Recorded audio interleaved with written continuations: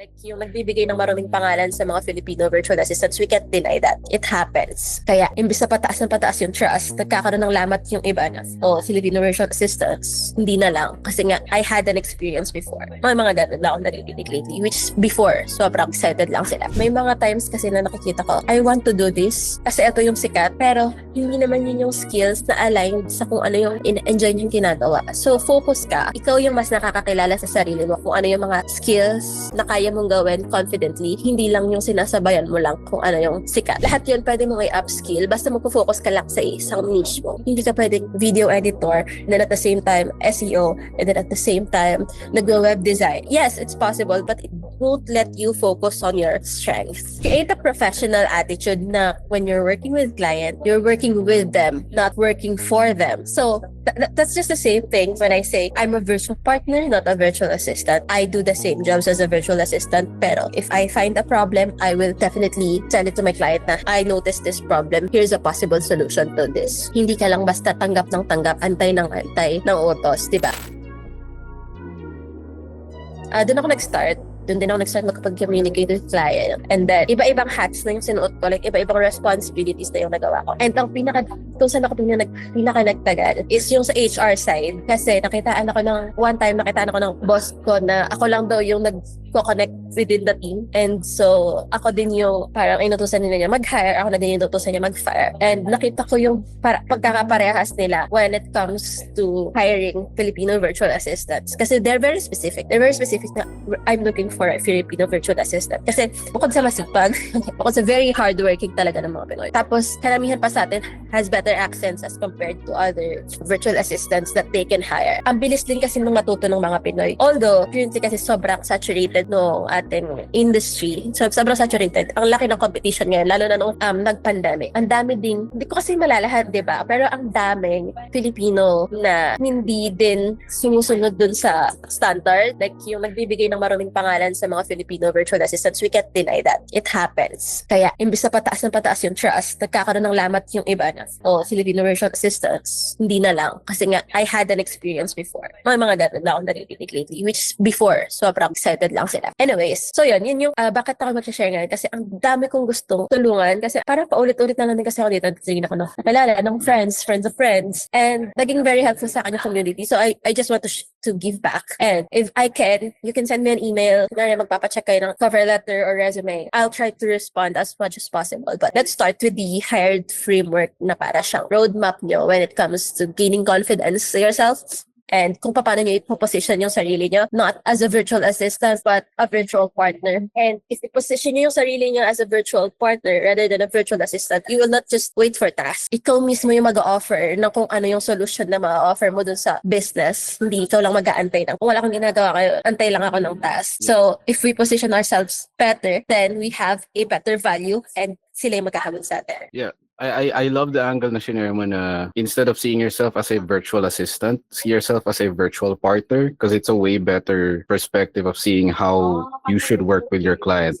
And another thing na tumatak sa akin sa nasabi mo kanina is why they should listen to you is because you've spent a lot of time sa HR side of things and engaging with people internally inside of the company, hiring people, firing people.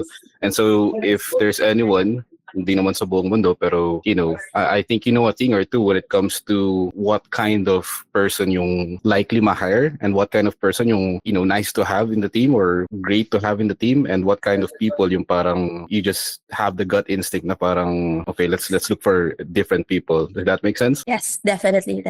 So do you think okay, I'll be sharing my screen para sa sa framework, or are you gonna just discuss it through? Ang tingin mo? Yeah, you can share it. And then, Sure. papasadahan ko lang na mabilis so we can accommodate more questions. There you go. Let me know kung kita yung screen. Goods ba? Number 1 in the chat kung kita. Are we clear? Good to go? Thumbs up. There you go. Thank you so much for confirming. All right. So, take the floor, Polly. This is yours. All right. So, guys, this is the Hired Path framework, and hopefully it serves as a blueprint or a roadmap for you to gain your confidence. Kasi, ang confidence nagsistart yan sa sarili. Hindi yan nagsistart sa validation ng iba. So, let's start there. Let's go to the next page. This is just a simple letter from me introducing myself and encouraging you to see yourself as a virtual partner, the one that clients chase after. And sana after nitong mga exercises ng framework na to, sana mas makita nyo yung sarili nyo as having a better value as compared on how you see yourself now. Just because you can't find your own client now doesn't mean hindi ka skilled, doesn't mean you're not doing enough like job applications. Sometimes it's not your skills, sometimes it's how you present yourself. Next. All right. And okay, so what's the HIRET path? HIRET. It's a step-by-step framework to help you confidently stand out in the competitive online job market. It's very competitive. Sobrang, as compared before, grabe talaga yung competition ngayon. And whether you're a complete beginner or meron ka ng client, parang nahihirapan ka pa rin maghanap ng bagong client or makatanggap ng bagong another client, this is for you. So 5 stages, bakit HIRET path? First is you hone your foundation because of course, it's important to hone your foundation. Second is you improve your visibility. Dapat madali kayong makita. Third, refine your application process. Countless of time, nakita ko na yung same cover letter. Nilagay nyo kay ChatGPT na make me a cover letter. It's all the same, guys. I've read thousands of applications. It's the same. Kapag nabasa ko ang same na format, automatic, di ko naman siya ini-skip agad. Pero kung wala kang binago at all dun sa template ni ChatGPT, hindi ka magsa-stand out. Elevate your mindset. This is what I'm saying, na ang unang magbibigay ng validation sa'yo is yung sarili mo. Isipin mo na agad na ikaw ang top-performing virtual assistant. Isipin mo na agad ikaw ay virtual partner, not an assistant. And then, 5, deliver and develop. Kapag naka-hire ka na, we will build trust, growth, and success. Hindi lang sa client mo, you're not just working for your client, you're also working for yourself. The knowledge that you gain, the experiences that you gain, and the skills that you learn while working with that client is also your win, not only your clients. Right. So, sa baba nito, mayroong mga action steps, may mga exercises, and then we'll just focus one by one on what HIRET is. So, this will be provided to you. Hindi ko na siya iisa-isahin ngayon. I want you to read it on your own. I want you to do it yourself. And actually, this is not hard at all. Hindi siya mahirap gawin. Sobrang ano niya. Bite size. Exactly. Parang ano lang siya. It's just training your mind na ganito mo tignan yung sarili mo and ganito mo i-present yung sarili mo. Kasi pag ginagawa mo to, pagka finifeed mo yung self mo ng information na yun, that yun yung pinapaniwalaan ng self mo and nag-gain ka ng more confidence. And that is how you will present yourself. Hindi lang sa clients, but also to other people. So, I will let you do this on your own. Pagka nahihirapan ka, just send me a message, send me an email, send Matt an email to reach out to me. I guess not just send an email kasi ma-flood tayo. Maybe just post it in the committee and tag both of us. Yeah, exactly. If you want to do that specifically so that kita rin ng iba and we provide value to everyone. So, yeah. So, bigyan ko lang ng mabilis na pasada. So, yung H, hone your foundation. Having a clear identity, having a clear strength and direction. Assess yourself, yung personality mo, yung skills na happy ka kapag ginagawa mo and you don't feel drained kapag ginagawa mo. Assess yourself, personality, skills. May mga times kasi na nakikita ko, I want to do this kasi ito yung sikat, pero hindi naman yun yung skills na aligned sa kung ano yung enjoy niyang ginagawa. So focus ka. Ikaw yung mas nakakakilala sa sarili mo kung ano yung mga skills na kaya mong gawin confidently. Hindi lang yung sinasabayan mo lang kung ano yung sikat. You will grow dun sa path na nasan ka. Just as long as you focus on it. And then, sa dami ng AI, sa lawak ng availability ng AI ngayon, lahat ng niche or lahat ng skills nag-i-improve, lahat pwedeng i-automate. Kapag nag-start ka, halimbawa, marunong ka sa graphics design, and then gusto mong mag-shift into social media management, and then gusto mong mag-shift to funnel design, and then gusto mong mag-shift to automating funnel design into having an automated CRM from the funnel. Lahat yun pwede mong i-upskill basta magpo-focus ka lang sa isang niche mo. Hindi ka pwedeng video editor and then at the same time SEO and then at the same time nag-web design. Yes, it's possible but it won't let you focus on your strengths. And the other skills, sometimes you can do it but you can't do it like really good. And if you focus just on one, you will improve a lot and achieve a lot. So yun yung number 1, hone your foundation. That's why you identify your top 3 marketable skills and then I believe you can go to the next one to see the exercises. This is basically your identity map. 5 skills that you can confidently perform, and then 3 skills that clients would pay for, and then 3 sentences na may skills, ng desired role and result. I have an example here. Like, I help BC Med Spa owners stay organized by managing their schedules, emails, and daily operations. This is just basic, di ba? So, sobrang basic. If you can provide the result already, and halimbawa ako yung med spa owner, and meron ka na agad result dun sa application mo. Like, I would be very interested in you. Hindi lang, I am adept to learning. Yung dati ko nababasa yun sa yung mga cover letters na very generic. Basta meron ka na agad result, meron kang skill na pinakita, staying organized, and then the desired role mo. Like, for example, executive assistant, general admin assistant, a graphic designer, video editor. Basta laging nandyan yung skills, desired role, and result. When you're applying, nag-stand out ka na among 90% of the applicants. And then, improve your visibility. Kahit gaano ka kagaling, if clients can't find you, they can't hire you. So, that's just it. If ang target mong clients ay nasa LinkedIn, be active on LinkedIn. If ang target mong clients ay nasa Facebook, which is, sabi nila, hindi ka makahanap ng clients sa Facebook. I found good clients on Facebook groups, and you just have to be active on Facebook. You need to show your skills. You need to show na kaya mong gawin to. Like, if you don't do that, how can they find you? Paano nila malalaman na, ay, magaling siya sa ganito? Kasi, if magka-hire ako, and then, nag-comment ka, tapos tinignan ko yung account mo, and then, there's nothing in your account na you're doing those stuff. How can I trust na you can do that? Diba? Just put yourself out there. Walang mawawala. Sabi nila, nakakahiya kasi, baka malaman nila na ganito ginagawa ko. Guys, ano makakaya sa paghahanap ng pera?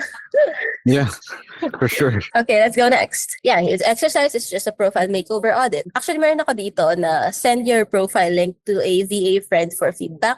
So, parang lang meron ding accountability VA friend na, hey, are you done improving your profile? Let me see your profile, and then I'll let you check mine. Oh, ganun lang. For example, sa LinkedIn. I think sorry, Polly, to cut you off. I think what would make sense is i-adjust yung roast me na text channel sa calling community. It's not only funnels and websites and automations and systems ang pwede lang ipa-roast, kundi yung pati yung profiles nila. And people can share feedbacks as well. And if, from time to time, if I can imagine na if magpo-post ako doon ng profile ko, I should respond to at least 2 or 3 posts of others. That way, continuously yung feedback pabalik-balik lang, and continuously may feedback lagi na pumapasok. So I think that would be even better than just having one friend to talk to every day.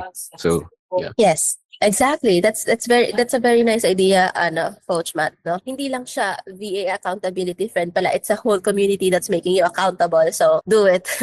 And super effective nun ng mga, ang dami kong kinamentan actually ng mga roast me, ng mga funnels, ng mga websites. And I see that a lot of comments are very helpful. Criticisms are constructive, walang hateful comments.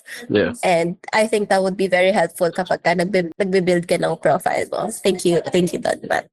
Yeah. Next is you refine your application process. I think I shared this with Matt dun sa interview ko with him last time. I'll be sharing also with you. This is my main parang cheat code kapag nag-a-apply. Copy mo yung buong job post, go to ChatGPT, create a cover letter that's related to this job post. Here are my skills, why I find myself like fit to this job post, then create. I-customize nyo guys yung cover letter nyo. And then, you customize also your resume. Don't give the very general or generic resume that you have as much as possible. Kasi halimbawa, naghahanap ako ng funnel designer. Naghahanap ako ng funnel designer, and then nakita ko yung application mo sa akin is virtual assistant. Just a general virtual assistant. And there's a lot of virtual assistants out there. Unlike kapag nilagay mo na agad din na funnel designer. So, among all of the other applicants na nakalagay na virtual assistant, sigurado mag-stand out pero sa akin. Kasi you already know how to position yourself. You are already a funnel designer. Kahit wala ka pang experience as a funnel designer, diba? Who would know? Nandun na, nakalagay na. It's not fake it till you make it, guys. Kasi kapag in-identify mo na yung self mo as a funnel designer, I'm sure kapag in-identify mo na yung self mo na gano'n, you've done trainings already. You've watched the videos already. You can confidently do funnels already. Kaya nga you're applying for that position. Kasi you won't be applying for that position if you're not confident enough that you can do it, diba? So, lagi nyo i-customize or i-refine yung application process nyo. Huwag kayong mag-spam ng same cover letter, same resume, same exact letter, and then you'll just copy and paste it to everyone that na makita mo open ang job application. First, kung nag-apply kayo sa online jobs, that is being flagged kapag nandun ka sa employer side, nilalagyan nila kayo ng flag, which is I don't understand about online job. Anyway, naka-flag kayo sa online jobs kapag doon. Tapos, next, halata kasi yun kapag ka, yung mga HR, hindi ko alam kung same experience sa mga past experience ko before. I've been HR for I think, 4 years na ako nag-hire. Ang lagi kong experience is talagang binabasa ko yung cover letter. And hindi ko naman kinokondemn ang paggamit ng AI. I actually encourage the use of AI. But as long as you know how to customize it, not just create me a cover letter or create me a resume. Diba? Kasi if you're creative enough to do a prompt for yourself, you can do anything else. Kasi lahat ngayon na po prompt na. Utilize AI, guys. Yeah, and Anyway. before we move forward, Almost. sorry to cut you off again, Polly. Sure, Before sure. we move forward, honestly, I have a key takeaway dito na sa'yo ko siya unang nakita na na-open yung eyes ko. It's because yung cheat code na shinare mo, which is sa mga job post, I never actually saw a way na ma-personalize yung pag-apply sa mga job boards. Kasi nga, yung iba sa inyo, kilala na ako, I keep on telling people, mas babad ako back then into cold calls, cold emails, Facebook groups. It was my mistake na hindi ako nagpakababad sa freelancing boards. And so, ngayon ko lang, based sa shinare mo sa akin, Paul, I think ngayon ko lang na-realize na, or at least dun sa interview natin, doon ko lang na-realize na it's possible to personalize or customize yung cover letter mo by combining yung skills mo and yung job offer dun sa freelancing boards and having ChatGPT to work with you into building a cover letter na customized towards that job board. So, yeah, and I agree with you when you said na you're not really faking it kasi you're not really claiming na expert ka. So, at least, don't claim it na expert ka sa funnels if you're not really an expert. Para hindi nila i-expect din na expert ka. So, ayun lang, I just wanted to share that perspective. And yeah, you can go ahead. Yes, so sana gets yun guys kapag yun talaga yung cheat code doon. Job post, your skills, sabihin nyo kay ChatGPT, ito yung skills ko, ito yung job post, gawa ka ng cover letter na align. And then, kasi si ChatGPT mismo magagawa siya ng cover letter na kung ano yung hinahanap ni job post. Yun yung nasa cover letter.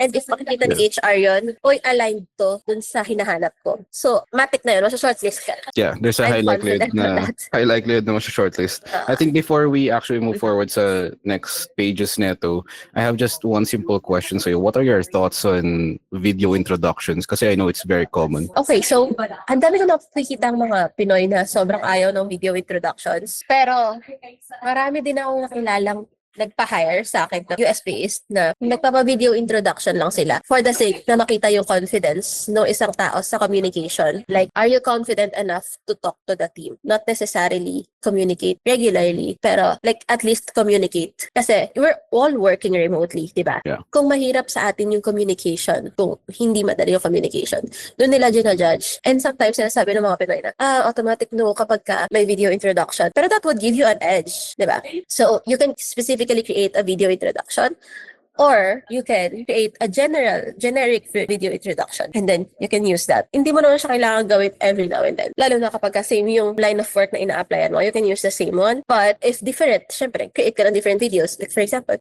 dati naging executive virtual assistant. And then nag-create ako ng dalawang videos. Isang executive assistant and then isang project manager. So, dalawang create kong videos and then different skill set. Mas higher level lang yung sa project manager. And mas more on the organized side naman yung executive assistant, more on the working with the CEO directly, ganyan. So, dalawa yung nagagamit ko. Ginagamit ko sila kapag ka nire-require, I think kapag gusto ko yung client, pag ni-research ko yung company niya, kapag ni-research ko, like, gusto ko itong makuha. Gusto ko yung mga benefits, ganyan. Gusto ko siya. Bakit hindi ako mag-add ng video introduction if gusto ko? Yeah. Pero kung, kinda want, kinda no, if it's may natutunan ako sa client ko last time. If it's not a hell yeah, it's a no.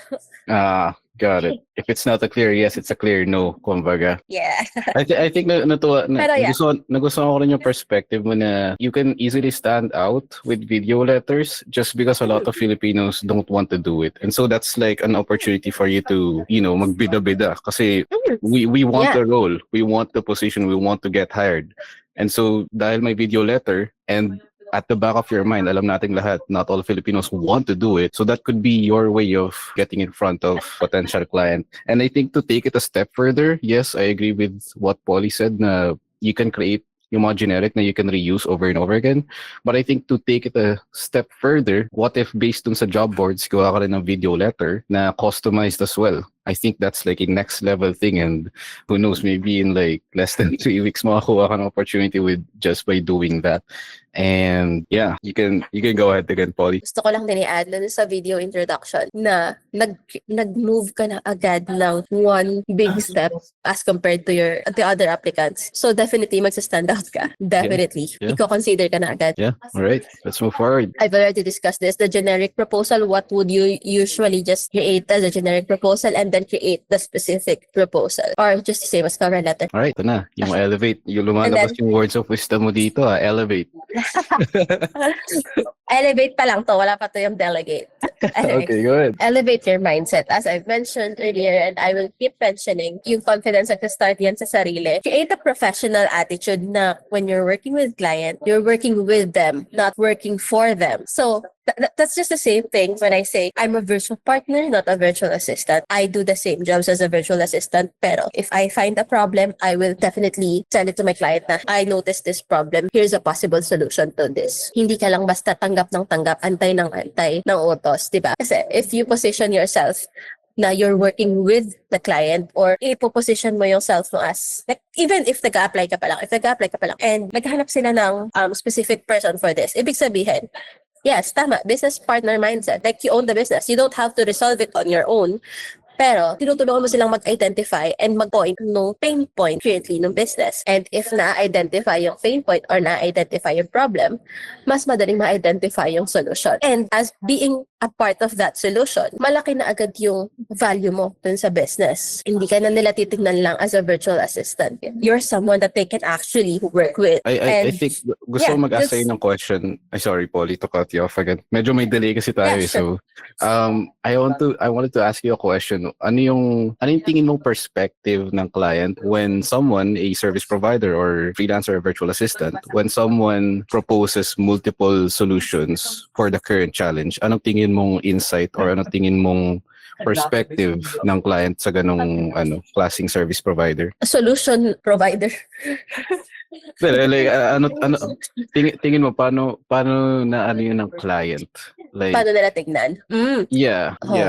Kasi nga, di ba, I've worked with mostly CEOs. I've worked with the owners, the founders of the business. And yung ibang clients ko, they've been in the business for 17 years, 20 years. And kapag ka may nag-o-offer ng solution, even though they were hired as entry level, yung pinaka-junior level na position, and then they will offer a solution even though, kunwari, nag-offer sila ng solution, kapapasok lang nila. And then that solution that they offered, they already tried before, kasi hindi nag-work. Super appreciate nila yon. Like, alam nila na tong person na to, they can identify the problem. They can try to suggest a solution. They're not just working there na parang, okay, I'll just do this. Like, Yes. madadagdagan yung appreciation. Iba yung nagiging, nagiging parang diary ako ng mga, ay, alam mo ba, nag-reach out sa akin si nag-offer siya ng ganitong solution, which I really appreciate. Sana ganun din yung ibang mga, mga Pinoy na hindi nahihiyang mag-reach out. When they see a problem, hindi ka mahiya mag-reach out. When you see a possible solution, hindi ka mahiya mag-reach out. Hindi lang yung solution mo kasi yung nagkakaroon ng value, but also yung personality mo na sinasabi nun na kapag may nakita kang problem and may na possible solution ka, magbibigay ka ng solution doon sa company if you can. So, Yeah. madadagdagan na yung value mo, di ba? As a professional. And I think it says a lot about you. Nagsasuggest ka ng solution. It shows na you really care about the growth ng business definitely. ng client mo. And not just there to click buttons and do tasks and follow instructions and SOPs, right? Yes, definitely. Yeah, the ownership mindset reflection. So, yun yung pinag-usapan natin mula kanina. Shift from employee mindset to partnership mindset. Hindi mo kailangan solusyonan yan mag-isa. Hindi mo kailangan na kapag ikaw yung naka-identify ng problem, huwag ko na sumagot. Kaya mo pala eh. Alam mo pala ha? Hindi, ikaw na. Hindi Yeah. naman siya ganun, di ba? And So, I honestly ayun think lang. may So, ibang dapat din clients naman, nga, sorry to cut you off again. I honestly think may ibang clients nga na-appreciate pa nila pag may nagbibida-bida ng solutions na nagsasuggest ng maraming solutions. yes. It's not that you're getting in the way, but you're bringing in ideas. Yeah. At saka guys, tawag dito, although there's there's a limit and there's a boundary. Sure. Exactly. Sa atin lang yung crab mentality. Sa mga kapwa. Sa totoo lang. Kasi sila, kapag wala silang like lalo na nung pumasok ako, tas mas nag-work, syempre may experience na ako dati, puro lang stateside yung naka-work ko, and then naka-work ako sa maraming Pinoy. Yung mga hilak ka pala sa ipababa, yung mga Pinoy, no? Like, Yeah. Yung parang shame pa sa'yo, yung mga Pinoy na ayaw parang lalamangan. Parang, Yeah. ay, kakapasok ko lang, ganyan ka na. Anyway. Yeah. Guys, huwag yung papansinin yung mga yun. Kung hindi sila makakatulong sa growth nyo, it's not worth your time. Yeah. Sad but Agree. true. Grabe. I had to learn it the hard way din talaga. Agree. There you go. Pumasok ako sa freelancing, minor pa ako, di ba? Hindi pa ako nag-work mostly with Pinoys. Tapos pumasok ako ng sarili ko na hindi attached dun sa uncle ko na nag-hire sa akin as a part-timer. Pumasok ako on my own. Naka-work ako ng mga Pinoy. Ba't ganito tong mga to? Ba't parang hilahan tayo pababa? So, kala ko ba tayo dito? Makabayan. Yeah. Yeah. Malakas crab mentality and it just Yeah, sucks. sadly, lalo na. Sana hindi tayo maging ganon, guys. Sapagka may isang mga Pinoy, supportahan tayo. For Sana sure. hindi tayo ganon sa community. For sure. Here we go. Letter D. Yes po. Deliver and develop. We are appealing to a higher power. I think yun nga, like, may pagkasipsip nga yung mga that's it. That's the reason why they do it. Okay, so last letter, deliver and develop. So build a professional reputation that attracts repeat clients and referrals. Ang daming Pinoy online na sobrang entitled. Lalo na yung mga bagong virtual assistants. Like, ayoko to, ganyan. Like, ay, ang baba masyado. Wala ka pang experience. Be grateful for what you have. Yeah. Totoo lang, ang daming like, I know it's good that you appreciate yung value na kaya mong i-offer, yung dapat mong matanggap. It's good na na-appreciate mo yun. And hindi rin tayo papahayag na magpapa-overwork tayo and then underpaid. Pero at the same time, there's a certain boundary between knowing your worth and actually being entitled. I had a client that I know I can't work with anymore kasi hindi na nag-align yung values and morals namin. And resign ako. Actually, nag-resign ako. And then pinigilan ako. And then, sabi ko, para hindi ka mahirapan na makahanap ng papalit sa akin, I will hire and then I will train the new person to be a better executive assistant than I am. And then, that's what happened. And you know what happened next? That person that I hired was actually a really good virtual assistant, and it was their first time. Hindi ako nag-hire by number of experience or number of years ng experience. Nag-hire ako sa, are they trainable? Are they willing to learn? Mga ganyan. Yeah. And then, sobrang, hanggang ngayon, nagme-message yung client na yun. Sobrang good hire nung tinrain ko na yun. And another thing, siya yung nag-refer sa akin sa new client ko into a higher position and higher rate. And at the same time, nag-reach out pa rin siya sa akin na would you accept this project, even just a project base. Like, don't burn bridges, just you feel that, like, kasi meron din namang limit. Yung iba talaga, nakikita ko, nababastos talaga ng mga stateside. And guys, we don't have, eto lang yung kung nababastos kayo, you know, yung may certain pag-react na professional pa rin without you having to bastos them back. Yeah. Hindi mo kailangan bumaba dun sa moral ng mga taong ganon. May mga ganon talaga. May mga nakikita kong experiences na minumura yung mga Pinoy, which is totally unacceptable, but you don't have to Fight ibalik fire yung with mura na fire. yun sa kanila. Yeah. Yes, be a better, be the bigger person. Pero yeah, pero pwede na maubos yung pasensya kasi nakakainis naman talaga yun. Pero if it's not going to let you grow professionally and personally, just don't mind it. Like, don't give an energy to it. Don't waste your energy. Sayang. Yeah. Upskill na lang tayo, guys. Just focus on the next opportunity right in front of you, because there are unlimited amounts of opportunities right in front of you. after that hiccup. And I think yung nag-stick Yes. sa akin dito based sa page na to and what we're sharing so far, ito kasing letter D, deliver and develop. This is on the side na nagkaroon ka ng opportunity to work with a client and now you're building your reputation. And something great to keep in mind is yung tagline na nakalagay sa page na to. Your reputation is your resume. And Is your reputation could resume, mean a lot of things. It could be sa success stories, sa testimonials, and even yung what other people say about you. Even yung referrals, how they share it with their friends, how your clients share it with other clients, kung gaano ka awesome to work with. Yes. And may na-point out ka rin kanina na tuwa ako but nawala sa isip ko. So yeah, let's just move forward. Okay, and gusto ko lang i-point out yung sinabi ni Jenny here, the power of referrals. Guys, mula nung natutunan ko yung power of referrals, I don't even remember when was the last time I applied for a job na nakakuha ko ng bagong client. Don't burn bridges. Be a professional, always. Yeah, it will come to the point na puro referrals na lang yung dumarating sa'yo, no? Especially kapag napakagaling mo Exactly. talagang service provider. I think naalala ko na kung ano yung gusto kong, yung isa sa mga na-mention mo earlier, it's that yung mga entitled na mga virtual assistants and mga freelancers na parang, asking for too much or nabababaan too much rate, ganyan. What I would say, the harsh reality na a lot of people don't realize is, lalo sa mga complete beginners, you don't really know shit about what you do. So why would you sell it for $8 an hour, $10 an hour, $15 an hour? Why would they hire you? Wala kang experience. I mean, not to mention, why would you sell something na hindi mo pa alam, hindi mo pa natutry before? And it's the primary reason why I'm a big advocate of starting free first, because it's just way easier that way. So, ikaw ang thoughts mo dun, Polly? Yeah, you can start something ng free, lalo na Yeah. kung service provider ka. Pero when you're applying kasi for a job, you cannot For sure. just, hey, Yeah. hire me, I'm free for 1 month. Di ba? Mahirap kasi Yeah. Yes, exactly, Luigi. And, yeah, hindi naman sinasabi kung ilowball mo yung sarili mo. Hindi naman, Yeah. that's not what I meant. Kasi may nakikita kasi ako, yung mga entitled posts na gusto nila, same rate sila dun sa US kasi that's what they deserve. They do the same job, mga ganon. Tas minsan, they have the least experience. Yeah. They have all these words and they have the least experience.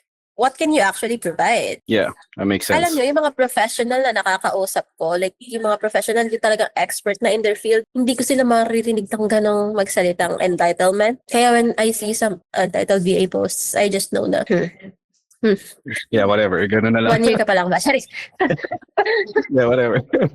So yeah, here's the exercise. Yeah, excellent tracker. Nga pala. And I'm not sure if you have already seen assess your skills and match it to rate expectation talaga. Yes. And lalo na, basta ma-assess mo naman yun kung eto na ba yung rate ko or am I just asking for too much or is this rate too low? If it's too low, don't accept it. Don't even apply for it. Diba? Yep. And this one, the last one is the excellence tracker. I believe Matt has a provided free resource of habit tracker. Is that a free resource in the community? Yeah, it's Coach Matt? nasa YouTube channel ko siya, but I've shared it inside the Colony Yes. community. It's not a PDF file dun sa mga modules, but it's a YouTube video. You're wasting your most valuable asset. Yes. And yeah, it revolves around building a habit tracker for yourself. So maybe Yes. kapag na-share natin Yes. tong document, I'll link it in here para hindi nila ma-miss. Yes. So basically, yung habit tracker is naglalagay tayo ng basic tasks. Sobrang basic na mga tasks ko doon. Mag-walk ng 3K steps today. Pero in my usual days, sa tamad ako, I won't walk even 1K steps. How would you say it helped you out? Kasi if you guys don't know, nagkaroon kami ng coaching sessions ni Polly. How would you say it helped you out yung magkaroon ng sariling habit master sheet? Oh, it keeps you accountable. Kasi kapag niloko mo yung habit master sheet, niloko mo yung self mo. And then, It's this one, right? yes, sorry. Yeah, ito yun, di ba?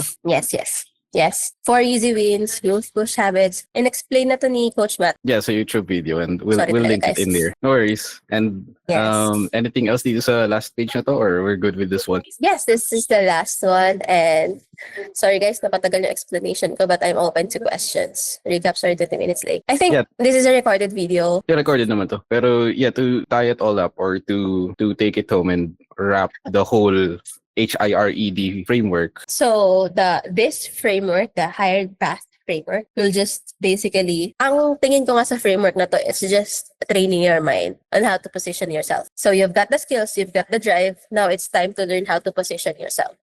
So, and like to summarize all of it, siguro iiwan ko na lang siya na you are not a virtual assistant, you are a virtual partner, and if you position yourself in that mindset, you will have better opportunities and you will do better solutions Yeah, and from application to being hired. yeah, that's awesome. That's awesome. And I'll be sharing my notes dito before we end this call. So, bigyan ko lang kayo ng quick lang talaga na overview ng lahat ng mga tumatak sa akin. So, sa letter H, hone your foundations.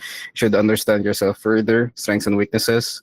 Only you know yourself more than anyone else kasi you literally spend 24 hours a day with yourself and nobody else does. And that's where you start identifying 3 marketable skills, improve your visibility. A lot of people miss this out, yung pag-i-improve ng sariling visibility. Ang daming demand for, I would say yes, it's competitive, but there's way too much demand for what we do. Kailangan mo lang galingan and matuto and also to get yourself out there. A lot of you guys already know more than enough. You're just not out there para mahanap kayo ng mga potential clients na naghahanap talaga ng talents. So a lot of you guys might be guilty of this one, improving your visibility.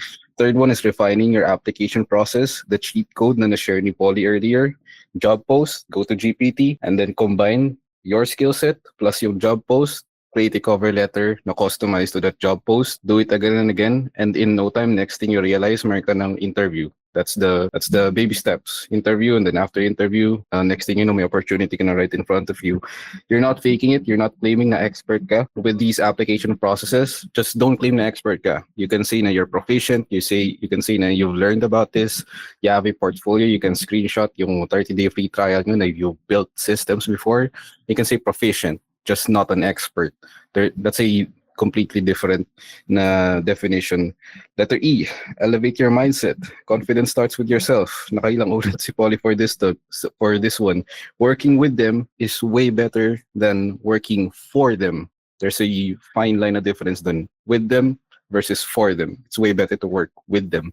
Consider it na you guys are on the same side of the table working towards solving a problem. You're not on the opposite side na para kayong magka-argue, kumbaga. You're working together, working with them. And yeah, elevate your mindset na from an employee mindset to a partner mindset. Lastly, deliver and develop this stage. Ito na yung point na nagkaroon ka na ng some sort of experience working with a client and now you're building your reputation sa deliver and develop.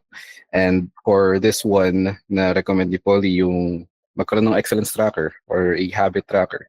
And yung pinaka-tumatak sa akin sa deliver and develop is your reputation is your resume. The better your reputation is, and to break down reputation, it could be what they say about you, success stories that you built, case studies that you've built, testimonials or positive reviews that you got from clients.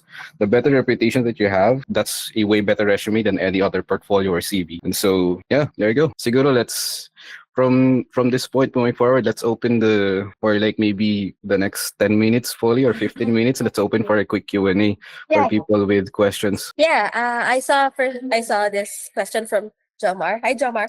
It says here that, Ma'am Polly, paano po routine nyo sa pag-hunt ng mga client at saang platform po kayo nag-hunt? So, nung actively nag-hunt po ako ng client, nung actively looking ako ng client, yung main platform ko was Online Jobs PH. It's sabi nila, don't use online jobs na ganyan. I think ngayon medyo saturated ng mga agency owners yung Online Jobs PH. But I found really good paying clients doon na sobrang bayad. Patapos na po tayo sa Jeffrey. Anyway, Jomar, so Online Jobs and then LinkedIn, Upwork, and Facebook. So these are my main 4. So depende yan kung ano yung market na hinahanap mo. So kung yung market na hinahanap mo, kasi nag-target ako ng market kasi. So yung target na hinahanap mo, present sila sa Facebook, present sila sa LinkedIn, present sila sa Online Jobs and Upwork. Specific yung hinahanap kong market, ha? So, doon sa 4 na yun, actively ako looking. Tapos, nag-meron akong client tracker sheet. Kasi there were times na may nagre-reply sa akin. And I forgot na kung saan ko apply. Ano in-apply ko ditong position? Ano yung job post nito? Sobrang dami na in-apply. Pero if you want, I can share the client tracker din that I use. Tapos, just make a copy of it para may list ka din kung palaan mo mag-apply ng madami. Like, Send me a message sa Colony or post or send me an email. I'll give you the link to the Yeah. client tracker that I used We before. can sort that out para ma-post din sa colony community. I know people will be looking for it. Yes, yes, Kasi yes. if it worked out for you, most probably it might work out for them as well. So, Yeah. Yeah. Yeah, I'll try to post that one too. Yeah. May nag-question pa ba? yeah, let's go for some Q&A, guys. Maswarm ng messages si Miss Polly. Yeah, I'll try baka, to respond as much as I can. baka kakasabi mo dyan ng send me an email. Marami talaga leak ko na ba yung email ni Polly? Guys, hindi ako madamot sa information, hindi ako madamot sa ano, pero mag-reply ako kapag may time talaga. Yeah. I'll make time. Yeah, and I think, Oh, again, just to share with you guys, I think what's much easier for us to see your questions and kung ano man yung mga hinihingi nyo would be to post it in the colony community. If people are looking for it as well, most probably like nila yun or itatag kami. Like magsasabi up, magko-comment ng up, we're looking for this, yung pag may ganong post. And it's much easier to get our attention that way. As you know, yung chat box ko sa colony community, it's sobrang haba ng chances na binubuksan ko yun kasi there are messages in there. From time to time binubuksan ko but not a lot of time. Mas chine-check ko yung feed ng community. So, pressurein natin si Coach Matt. And may question si Kirsty. Okay, Kirsty. Miss Polly, anong pinaka-common trait na hindi talaga hinahire ang VA? Anong stage na ba to? Kasi di ba may stages yan? First, yung application pa lang ng resume tsaka cover letter. Dun sa first stage, hindi na agad hinahire kapag alam niyo guys, sobrang dami ko nakikita na cover letter na insert name pa yung nakalagay. Insert company name. I'm really interested in applying for a position at insert company name. Guys, automatic talaga, tinatanggal na namin yun. Kasi cover letter nyo mismo, hindi nyo binabasa. Na-imagine ko sa dulo ng cover letter, nandun pa yung prompt ni GPT, would you like me to create a more in-depth?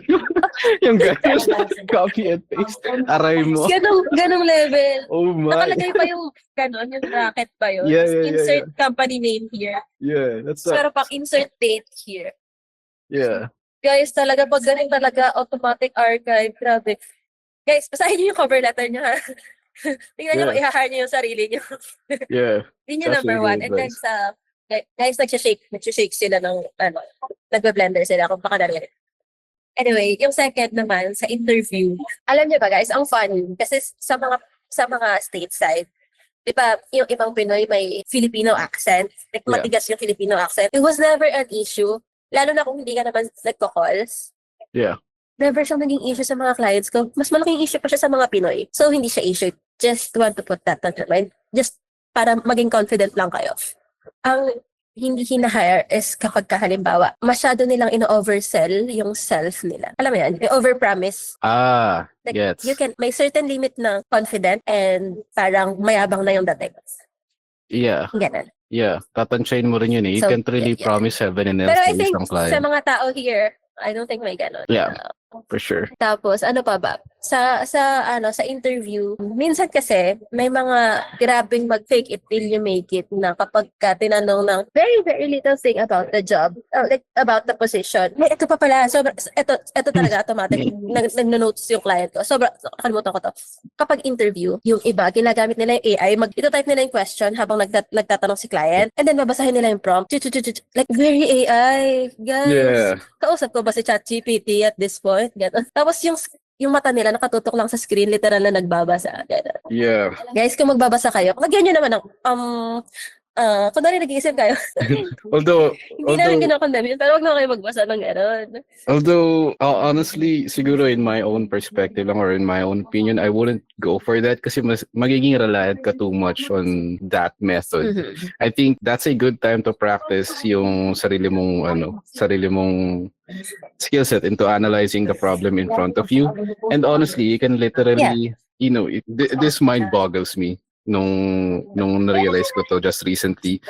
You can literally ask yung challenges ng mga clients by literally asking them. You don't have to get all the clues na parang gag-ask ka ng specific numbers and come up with a good hypothesis. know how to be a detective, you can just literally ask the question sa client mo. Yes. What do you think is the problem of your business or the constraint that you're trying to solve? Yeah. They're literally hiring because there's a problem na kailangan solve. And a lot of people don't realize that you can ask that question and they wouldn't mind. It actually shows na, That's a good... yeah, go ahead. No, sorry to cut you off. We're so Ako nagagamit. good.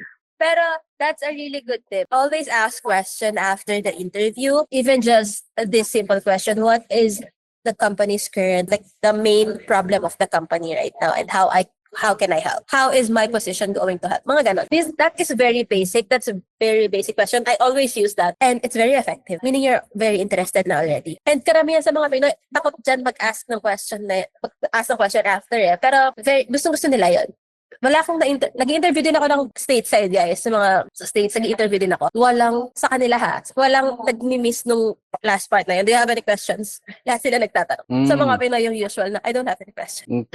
Okay. I think we have questions in the chat. May You can next go through it. question here. Marjorie, ito yata yung next. Good po ba for beginner mag-start sa work sa agency? Napansin ko kasi mga posting situations na checklist. Halos ang daming gusto na. Marjorie, yes. Siyempre, agency is a business, no? Kasi ang daming ang daming parang nilalagay sila, vinivillain yung mga agency owners. Yung agency owners may cut sila. Dapat ito yung bayad sa akin ng client, pero may cut sila. Pero tandaan nyo guys, agency is a business. Nagbabayad sila ng Gmail nila, nagbabayad sila ng mga domain nila, nagbabayad sila ng mga tao para i-maintain yung business nila. So, they have to have a cut. Tapos, if you're a beginner, tapos ang pinakamalapit na opportunity mo, or like, kung hindi ka makaland ng direct client, and you can land a client through an agency, and you can land an experience through agency, why not? It's a win for you. You have the experience already. After 1 year, you can resign, you can find your own direct client. You have to start somewhere, di ba? Yung kay Michael, So, I think yung question ni Michael na either conversational level, I think this is yung what we're talking about kanina, yung about sa English na proficiency. Oh, When definitely. you mentioned, yeah, go ahead. Yung guys, kapag ka interview, mas appreciate yung conversational level kaysa yung very formal na talagang, yung very formal, na hindi sa thesis defense. Yeah. Although no shame for people doing that, pero like, very appreciate nila kapag ka-conversation. Ibig sabihin, you're confident enough to have a conversation with them. Yeah, sapat na yung Doesn't matter kung may conversational accent level. ka. Sorry to cut you off. I think what I'm trying to say is sapat na yung conversational level. It's because you're not applying for a role na, I mean, at least if you're not applying for a role na nagko-calls, sapat na yung conversational level as long as you can communicate properly kung ano yung gusto mong sabihin.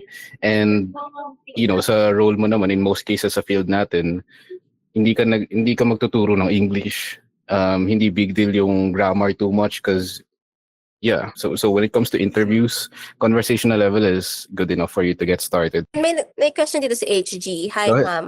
Curious lang, could you share what common interview questions or ask for beginners in high level or automation roles? Di ko alam kapag actually kasi yung mga i-interview ko sa automation side, service provider na ako, hindi na ako as employee. Pero yung common na question na nare-receive ko, usually they don't know anything about automations. They've just heard about automations. They don't know a thing on how to do it. So usually you will share your experience, and usually what I do is from their business, I will make a research about their business and then what I can do for their business. What automation I can do for their business. Like for example, ganito yung business nila and then nakita ko yung website nila, wala pang chatbot. They are interested in having a chatbot. Mga ganyan. Meron na ba kayong CRM? They have an automated CRM system already. I-offer ko yun. Ganun. Although, hindi pa ako naging employee dun sa automation role kasi di ba medyo bago pa yung automation role and na ako, service provider na ako dito, hindi na ako. So I'm not sure if that answer is helpful. I think sorry again, Polly. Yung question ni HG, not to hindi sa gusto ko itong payain, but I think you're asking the wrong question because that's just scratching the surface na what are the common interview questions for beginners in JHL. I think what you need to dive deeper are you need to understand the frameworks as to why they ask that question. So say for example, if they ask you kung marunong ka ba mag-build ng funnels, they're asking that because probably they're planning to build funnels for their ads. Probably they're planning to build funnels for their next campaign, and you need to understand why they do that.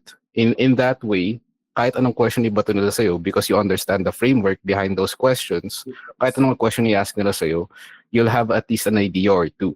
And even if hindi mo alam yung sagot dun sa mga questions na yun, I have mentioned this sa isang accountability group na pinasukan ko last night. Even if hindi mo alam yung sagot sa mga questions nila, you can just be vague about it. At least initially, you can just mention, it seems to me that you're currently dealing with this one, and I think if we try and do this and this and that, maybe it could lead to this and this and that. But later I'll get back with you with a clear solution if I look this up and your competitor. Something like that, na quite vague.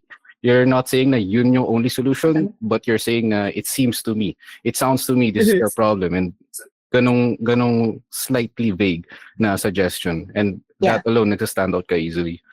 So yeah. Guys, about automation it also, automation is not just a linear, like one problem, one solution. You have to be creative to have a solution to that problem. Like, pwedeng iba-ibang ways. So, pwede mong sabihin na, yung sinabi kanina ni Coach Matt na, here's what we can do, or here's what this sounds to me, and here's what we can probably do. But I'll make a research about this and how we can do this faster, ganyan. I'll look into it. Gusto mag-open, exactly. May gusto mag-open mic ni Jomar, but I want to answer his question first about, ano po ma-advise niya sa akin about having scarcity mindset. I have the skills, confidence, and the confidence, but yung main problem ko is the mindset. First of all, you already know, you're already aware that you have the scarcity mindset. That's the step one. Since you're already aware, you're already a step na para matigil ka dyan sa scarcity mindset mo. You mentioned you have the skills, you have the confidence. So what's stopping you? It's quite a vague question. He has this scarcity mindset. I think ang nagsastop sa kanya is he thinks na we don't have an abundance when it comes to opportunities. Yes, we say na it's a competitive market, but honestly speaking, there are way too many businesses and marketing agencies looking for talents na marunong sa high-level field. There's just way too many of them. And ang high-level, guys, it's, di ba, recently lang sobrang daming updates. Tingin nyo lahat makakasabay dyan. Hindi lahat yan. Oh, for sure. I-position nyo yourself nyo as someone that can do the job, and then mag-apply ka na mag-apply. Apply. I saw this video from Alex Ramosi. He said na do unreasonable amount or do unreasonable volume of work that it's impossible for you to not be successful. Yeah. So, apply.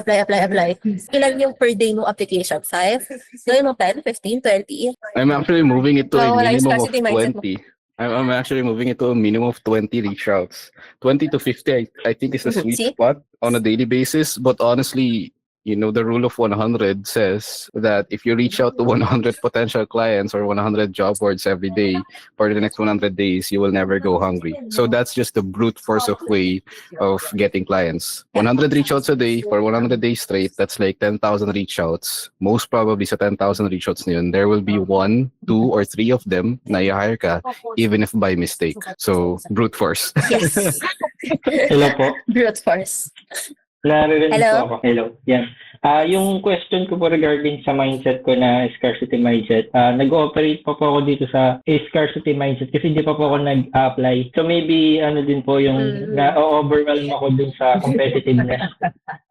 Ang ginagawa ko po ngayon Sinagot mo na yung question. I am creating, ang ginagawa ko po Sinagot mo ngayon na yung question mo.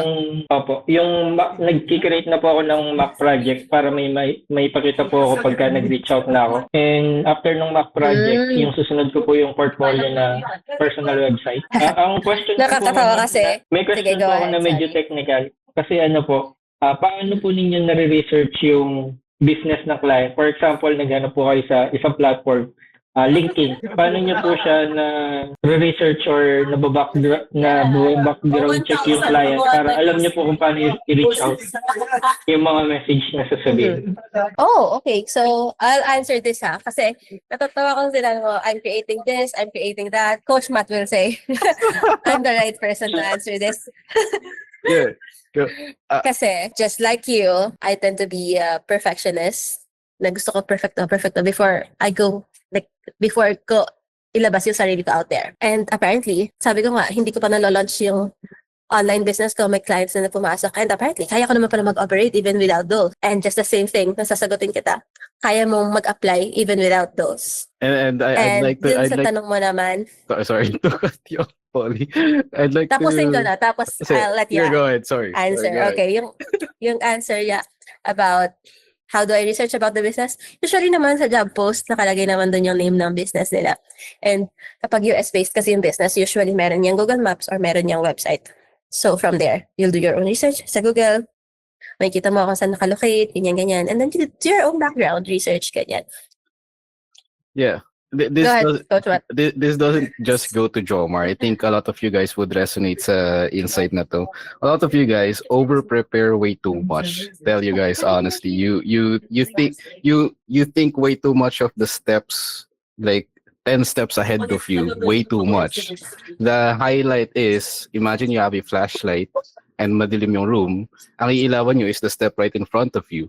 You don't have a scarcity mindset. You're just not taking action to get clients. Kaya wala kang clients. It's not that you have scarcity mindset. You lack the action taking, kumbaga. And just like yung sa interview namin ni Polly about a week ago, nasabi ko na we don't sort of scarcity information. A lot of you guys already know what to do. A lot of you guys already know how to do it. You're just not doing enough para makakuha ng clients. And so, yeah, you don't have a scarcity mindset. You're just stopping yourself from getting opportunities for yourself. It's because you're not taking action. And to like cherry on top, dun sa na-mention ko earlier, you have the flashlight, madilim yung room, highlight the step in front of you, take the step, and then the next step will be clearer. You don't have to think about the 10 steps ahead of you bago ka mag-take action. The second, the third, the fourth, the fifth step will be clearer as long as you keep taking baby steps towards it. I hope that makes sense. Yes po, thank you po. Well, ako tsaka yung over-prepare. All right. Thank you. Let's go through some final questions. Nakakaya sa time ni Polly, 24 hours na siyang gising, guys. Maybe na held hostage na siya dito. Na ako slight na Yes. caffeine. I'm grateful for the 3 shots. Bukod sa caffeine, anong alternative mo? Pocari. Sabi ni Kirsty, OMG, I like you. Sabi ni Alam na Kirsty. namin. Kaya nga, and dami nakaka-relate. Kasi guys, common naman talaga siya. Kaya nga nagulat na lang din ako. Kasi, kaya naman pala. Guys, you just have to do the, hindi mo siya kailangan maging perfect before you take a step. Just do it. Just do it talaga. Yeah, just take action. And yeah, I think we already nailed this. I don't know kung may na-miss out tayong question, but yeah, we're overtime na tayo and extended na tayo.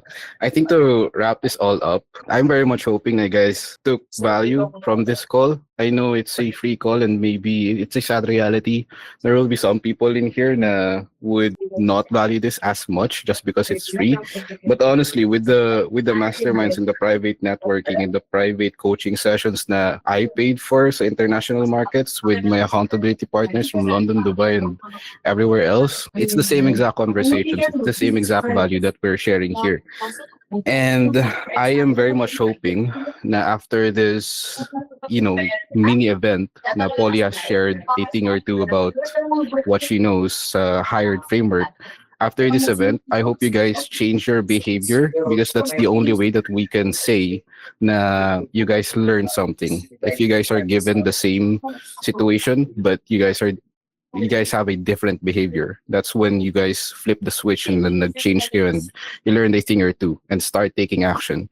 And yeah, I'm hoping in this call walang napayang tao and wala kaming na-offend. We just wanted to say it clearly what you guys needed to hear. And I'll be sharing yung HIRED framework ni Polly inside of the Colony community. Maybe to show appreciation to Polly, let's get some W's in the chat, and maybe yung appreciation you can go ahead and send your messages chat. So just so matawa si Polly for sharing the value as well. There we go. And yung mga hearts sa screen tsaka yung mga confetti. Alright. Alright. There you go. There you go. Ikaw, Polly, you have some final remarks before we close this off? Guys, click the link for my online course. Click the link. May Pwede online ka course link. wala, kaya pala Joke. Alright.